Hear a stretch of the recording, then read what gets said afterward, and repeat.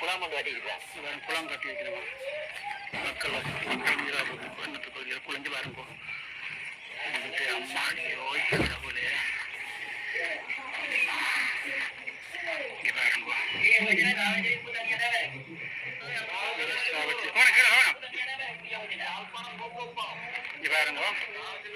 எங்களோட எம்பி பாருங்க ஒரு உயரத்தை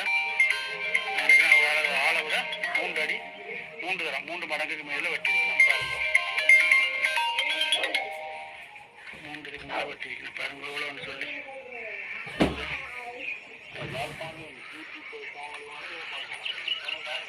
அவர்கள் சாப்பாடு எடுத்து போடுவாங்க.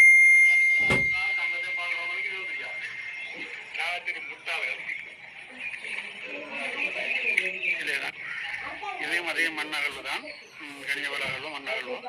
இது அரச காணிக்கல் நடந்துருக்குது. பக்கத்தில் அதுக்கு பக்கத்தில் இது மாதிரி நிறைய சம்பவங்கள் நடக்குது.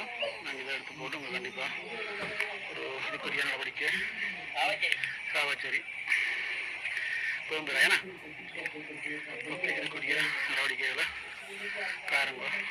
உங்களோட மண் எங்கெல்லாம் போகுது, என்ன மாதிரி ஆகுதுன்னு சொல்லி எங்களுக்கு கிடைச்ச ஒரு வடிவானத்தில் எண்ணிக்கை அவசரமாக வந்து பார்க்க சொல்லி அவர் சொன்னது ஊராளர்கள் அது மூலமாக வந்து நாங்கள் ஒரு பெரிய எப்படி சொல்றது வந்து சுத்த வர இருக்குது. இது வந்து அரச காணிகள்.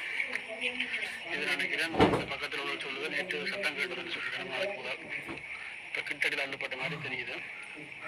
அதே நேரத்தில் அதுக்கு பிறகான காலப்பகுதியில் ஜாழ்ப்பாணத்திலிருந்து திருவோணமலை சிமெண்ட் தொழிற்சாலைக்கு சட்டவிரோதமான முறையில கண்டக்கல்ல ஏற்றி சென்ற பாரமூர்த்திய சாவச்சேரி உண்ணாவி பகுதியில் வச்சு வழிபறிச்ச பாராளுமன்ற உறுப்பினர் விளம்பரம் அது போலீஸ் அனுமதிச்சு.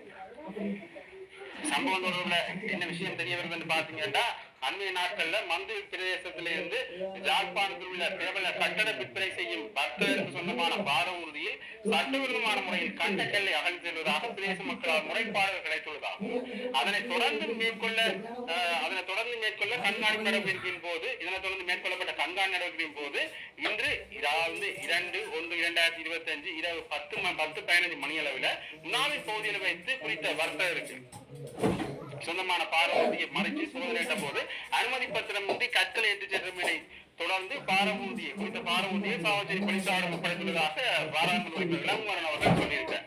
அதாவது உண்மையிலே இது ஒரு முக்கியமான விடயமா பார்க்கணும். நேற்றைய தினம் இந்த விடயம் நடந்திருக்கு. இது வந்து மணல் அகழ்வெட்டைக்கு இந்த கற்கள் நாங்கள் சாதாரணமாக அகழ்வாக மட்டுமே கடந்து செல்ல முடியாது. இதால